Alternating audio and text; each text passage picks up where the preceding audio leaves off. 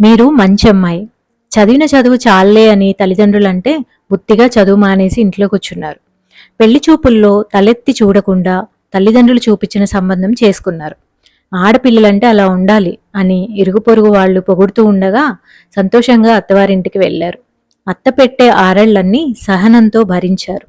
భర్తకున్న అలవాట్లని మీకు నచ్చకున్నా సహించారు. భర్తకి ఇష్టం లేదని మీ అభిరుచుల్ని మార్చుకున్నారు. నీకేం తెలీదమ్మా, నువ్వు ఊరుకో అని కొడుకు కూతుళ్ళు కసురుకుంటుంటే అదో బిరుదులా మీ అమాయకత్వాన్ని చూసి మీరే మురిసిపోయారు. మా బామ్మ పాతకాలపు మనిషిని మనవడు పరిచయం చేస్తుంటే అదో క్వాలిఫికేషన్ అనుకున్నారు. మరి ఇంతమందితో మంచి అమ్మాయి అనిపించుకున్న మీరు ఎందుకు హ్యాపీగా లేరు?